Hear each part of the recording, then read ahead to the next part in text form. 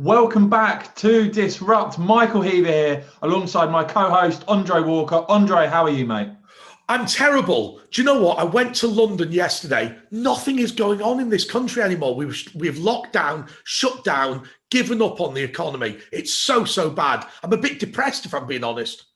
Well, look, hopefully we can get back to normality as soon as possible. I know a lot of people out there struggling at the moment. Hopefully this show gives you at least something to help pass the time before we get back to normal as soon as possible, as I said. And we did ask, of course, Andre, in the last show, for the people that are supporting us here on the channel, that are commenting. Thanks a lot for your support, by the way, guys. We did ask for your thoughts and we would discuss the best of those comments. First of all, Andre, I want to get your response to this. In terms of Sir Keir Starmer and where the Labour Party are, a lot of people commenting on our previous show saying that they feel that the Starmer's Labour Party are pretty much irrelevant. We had Thomas saying, as others have indicated, Starmer is totally irrelevant as are Labour. Thanks for your comment, Thomas. And Ruth saying, not remotely interested in anything Starmer and his lefty crew has to say. What do you make of that?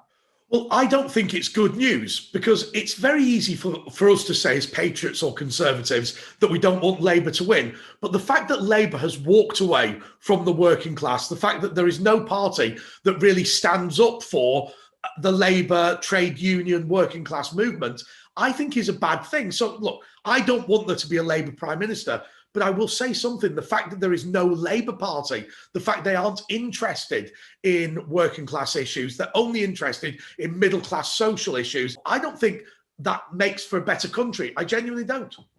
Well, interesting as well. I mean, we talked about, of course, Lord Frost and Timothy commenting that Frosty the No Man was always the best choice for this role, of course, basically becoming the Minister for Brexit Britain. In these long and torturous meetings with Barnier, Timothy makes the point, he must have gained a very clear picture of the EU's personnel, practices and posturing. And Andre, I want to start with this because there's a Times report where the word renegotiate has come up. I quote from an ally, he wants to effectively renegotiate the protocol, of course, the Northern Ireland Protocol, so it does what the Prime Minister promised. What do you make of that? When you talk about renegotiation, where we are up to is totally untenable. The idea that you can't export to Northern Ireland, the idea that the first time in the United Kingdom's history, we have effectively a customs border within the United Kingdom. You can't get on with that. You can't do it. Now, I like David Frost. Now, to be fair, when I say I like him, always remember, he did sign off on the Northern Ireland Protocol and the withdrawal agreement, even though he renegotiated it. But I think now he is the man to send back to do it. I do think it's interesting, though, about this Lord Frost positioning and this talk of renegotiation, of course.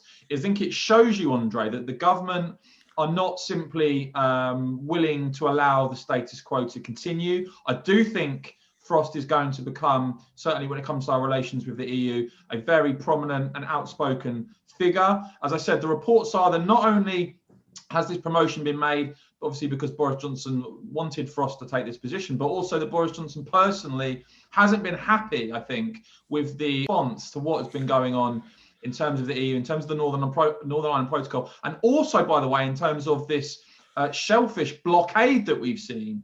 We also hear now that there's been plans drawn up by the government about retaliatory measures that could be taken. The bottom line is this: Frost is going to be playing a major role. It seems to me that in terms of UK-EU relations, you're going to be seeing pushback from the British government, I suspect, on the Northern Ireland Protocol, on the shellfish blockade. And of course, Brexiteers are going to want to see Boris Johnson, the Conservative government, be very, very robust on this indeed. Time and time again, what we see from Brussels is not in the interests of Europe. It's in the interests of the Brussels elite. And that is a very, very different thing. And I think that we need to be supportive of ordinary businesses in Europe and let everybody rise up, whether they be English, Scottish, Welsh, Northern Irish, or indeed French, German or Spanish, and turn around and say to the European Union, you don't speak for any of us, and actually you are actively damaging to this continent. Well, I've got to tell you, Andre, this next story, I mean, I thought this was a wind-up when I first saw it.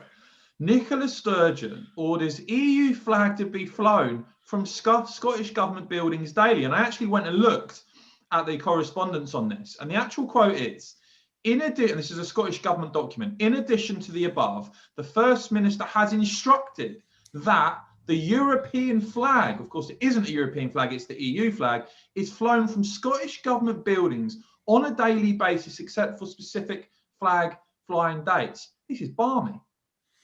Yeah, it totally is. And the thing that just amazes me about this is that we have had the vaccine rollout. Nobody with any sanity thinks the European Union did better than the United Kingdom. You know, somebody said to me the other day that the idea of leaving the United Kingdom and joining the European Union is akin to me leaving this house now and moving into a squat. I mean, it is not an improvement. It's utterly ludicrous. And I cannot see how anybody who claims to be a Scottish nationalist can argue that Scotland would be better off in the EU than the UK. Now, look, I have sympathy. No, I don't have sympathy. I have respect for people who want Scotland to be completely independent from the UK and the EU. I don't agree with them, but I have some respect for them. But Nicola Sturgeon believes in leaving the United Kingdom and capitulating to Brussels. It's crazy. Certainly is, Andre. I mean, it's one we're going to have to keep an eye on, of course, because you've got Scottish Parliament elections set to be held, along with, of course, Welsh Parliament elections, Police and Crime Commissioner elections, all sorts of local elections. And you can rely on us here on this channel, guys, but by the way, to keep you updated on terms of opinion polls and things like that in the run up to those elections, because it really is a mammoth set of elections we're due to have in May, isn't it, Andre? Yeah, well, I'm not sure if this is right, but I think this might be one of the first occasions in a local government election that almost everybody in Britain is going to be able to vote. Because normally what happens is, like, Hampshire will vote, but Kent won't, or whatever. But because those police and crime commissioners all the way over England, and you've got the Scottish Parliament and Welsh Assembly, pretty much everyone's going to vote. I hope we're going to give a kicking to the establishment, because I think that's really important right now. Well, look, guys, thanks for joining us again this weekend on the Disrupt Media channel. As I said, me and Andre are going to be doing these videos regularly. So if you haven't yet, please make sure you hit the subscribe button and the bell so you don't miss our next episode. And do keep your comments coming. Really do appreciate your support and feedback. Andre, anything else to say? No, just to thank you for all the work you're doing editing this up. I think the Disrupt channel looks absolutely sensational. It's great to work with you. Awesome. Great talking, Andre. Thanks for watching, guys. We'll see you soon.